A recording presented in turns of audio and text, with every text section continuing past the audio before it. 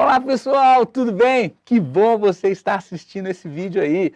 Galera, reta final do Enem, o que fazer, o que estudar, faltando poucos dias para o Enem.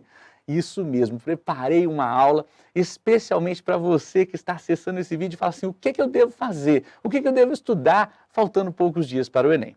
Nós, da disciplina da Geografia, temos uma certa familiaridade com os temas que vêm sendo cobrados nos vestibulares. Por quê? Principalmente no Enem. Por quê? Porque o Enem costuma cobrar habilidades e competências de problemas reais. Isso mesmo, problemas reais. A interpretação da realidade, do espaço onde nós vivemos, é um dos mais recorrentes temas em todas as disciplinas e matérias do Enem na geografia. Como eu falo isso para você? Porque nós estamos olhando e analisando todos os Enems, e dos Enems anteriores, estamos tendo essa observação. Isso mesmo. Aqui eu coloquei uma célebre frase do professor Milton Santos, que retrata muito bem isso. E o Milton Santos, o saudoso professor da Universidade de São Paulo, ele fala isso, que o poder da geografia é dado pela capacidade de entender a realidade que vivemos.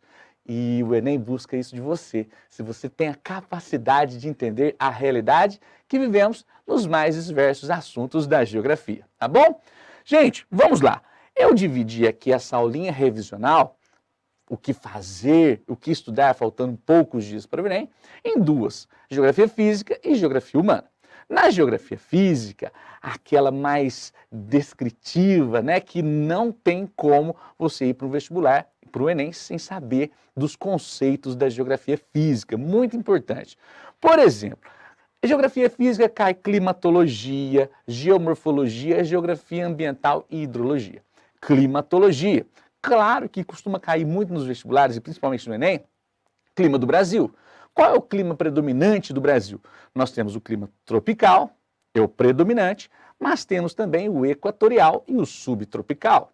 E no clima tropical, nós temos subdivisões, tropical semiárido, tropical litorâneo e o tropical de altitude, litoral e altitude mais úmido, semiárido, menos úmido, né? Então é interessante que nós saibamos no mínimo isso, tá joia? Geomorfologia está diretamente relacionado com a estrutura da Terra. E isso mesmo, a estrutura da Terra, a sua formação, as eras geológicas, as rochas, né, os movimentos, a pedogênese, formação dos solos. Então é interessante que você saiba também que o nosso solo, principalmente o relevo brasileiro, é um relevo antigo, que sofre o processo de intemperismo.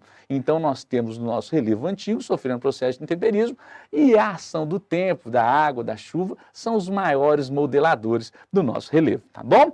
Geografia ambiental, muito relacionado com a vegetação, com os biomas, com os problemas e os impactos ambientais causados nesse período que nós já estamos, o antropoceno, né? O homem já deixando suas marcas no nosso planeta. E aí eu coloquei alguns temas muito legais que costuma cair no Enem, né? No vestibular também. Cartografia, é interessante que vocês saibam, Mercator, Peters, lembra lá? Mercator, eurocentrista, Peters, terceiro-mundista, e também os tipos de projeções, cilíndrica, plana azimutal e cônica, né? Interessante que vocês saibam disso. Escalas, legenda. No nosso canal aqui no YouTube tem várias aulas sobre esse tema, tá bom? Gente, clima, já falei para vocês do clima, né, quando eu falei de climatologia. A vegetação, os biomas, principalmente os 6 grandes biomas brasileiros, segundo o IBGE. Segundo o IBGE, nós temos 6 grandes biomas, né? O bioma amazônico, o bioma da Caatinga, o bioma da Mata Atlântica, o bioma do Cerrado, o bioma do Pantanal e o bioma do Pampas, tá? Cada ele sofrendo impactos, desastres, né? E as suas localidades. Hidrografia, a água, né, os rios, o potencial hidrológico que nós vamos ter. Na geologia, eu acabei de falar das rochas, né? As rochas magmáticas, rochas sedimentares, rochas metamórficas, né? Temos aulas também disso, aulas que falam sobre esses 3 tipos de rocha. Só buscar aqui no nosso canal, tá bom? Pedologia é a formação do solo. a camada no nosso solo. Lembrando que nós temos um solo muito ácido, né? Um solo que tem muito ferro, né? Para a nossa agricultura, nós precisamos de correção nesse solo. E o relevo, planície, planalto e depressão. Como diz o nosso professor Jurandir Rossi, esses são os grandes, os macros tipos de relevo no nosso Brasil. Então, da geografia física, é interessante que você saiba disso, tá bom? Já na geografia humana, olha aí, coloquei aqui da geografia humana.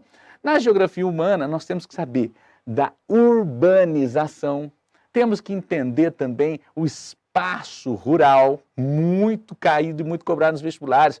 A agricultura, para você ter noção, é um dos temas que mais caíram no Enem, tá? A agricultura, que fala muito do espaço rural, tá bom? Econômica. A geografia econômica relacionada com o nosso cotidiano, essa obsolescência programada e assim vai, as indústrias, né, e tudo mais. Gente, na geografia humana é interessante que nós saibamos a população, quantos somos. Mundo, mais de 7 bilhões de habitantes. Brasil, mais de 211 milhões de habitantes. Então, uma população que não para de crescer, né?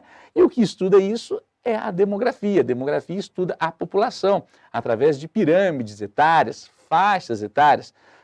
Primeira faixa etária, segunda faixa etária, terceira faixa etária. Segunda faixa etária é o PEA, ou também PIA, população economicamente ativa, ou população com idade ativa, né? Então isso tem sido muito cobrado nos vestibulares. Nós estamos passando por um processo de inversão da pirâmide.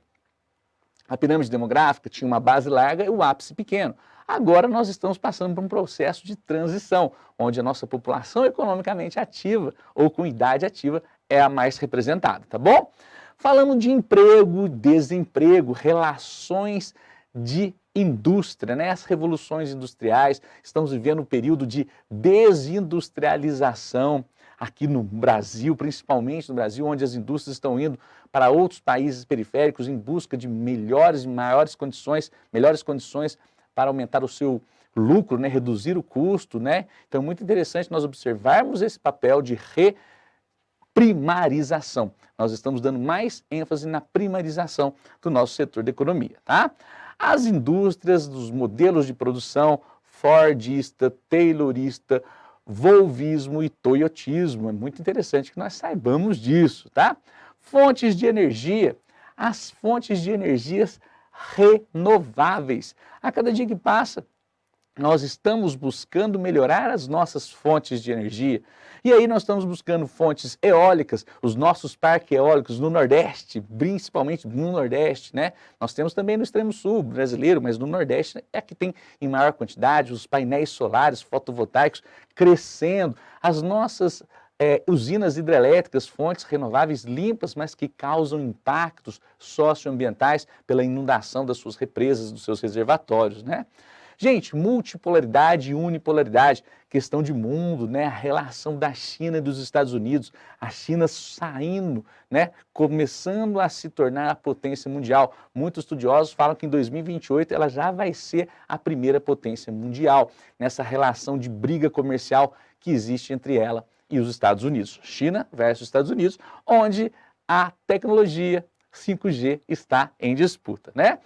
E falamos de urbanização, principalmente os problemas urbanos causados pelos resíduos sólidos, né? Impactos dos resíduos sólidos, o lixo, nós impermeabilizando o solo, ilha de calor, entupimento de galerias fluviais, chuva, fluviais, rios, causando inundações, deslizamentos e assim sucessivamente. Gente, é interessante falar de urbanização também no processo de que nós chamamos de gentrificação. Isso mesmo, gentrificação é uma repaginada, né, uma reestruturação do espaço urbano que ora foi degradado. E a agricultura, falando na nossa monocultura, né, destinada à exportação, e também a agricultura familiar, pequenos agricultores familiares que nos alimentam, tá? Gente, esse foi um breve resumo dos temas que têm sido cobrados no Enem e que você, para fazer essa prova, tem que dar uma lidinha nisso aí, nesse tema que eu falei para você, que você vai sair muito bem, tá bom? Gente, espero ter ajudado, muita calma, muita tranquilidade e boa prova para vocês. Tchau, tchau!